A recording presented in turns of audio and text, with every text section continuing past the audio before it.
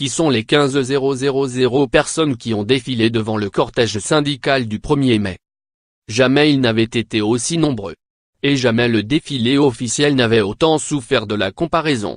Mardi 1er mai, le cortège de tête agrégat de manifestants qui se positionne au devant du carré syndical traditionnel dans les manifestations, a réuni 14 500 personnes à Paris, selon les chiffres de la préfecture de police, tandis que 20 000 personnes défilaient derrière les banderoles de la CGT, de Solidaires, de la FSU et de plusieurs partis de gauche.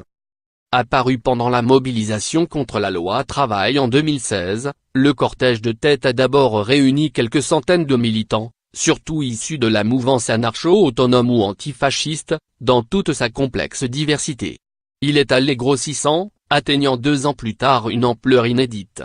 Composante inhérente à ce cortège de tête, les Black Blocs, militants vêtus de noir et encapuchés, ont pour vocation de s'affronter aux forces de l'ordre et de porter atteinte aux symboles matériels du capitalisme.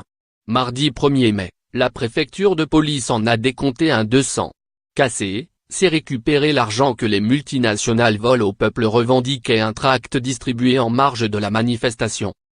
Sur les panneaux publicitaires JC de co-dégradés, on pouvait notamment voir le sigle anarchiste ou le message no bordé sur les banderoles. Les slogans révolutionnaires détournent la culture populaire à coups de Marx Attaque et autres sous les carouels à plage. Le cortège de tête a revêtu une dimension exceptionnelle, concède l'historien Sylvain Boulouc.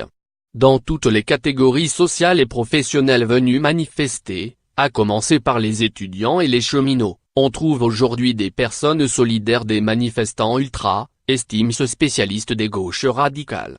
Je dirais même dans toutes les strates.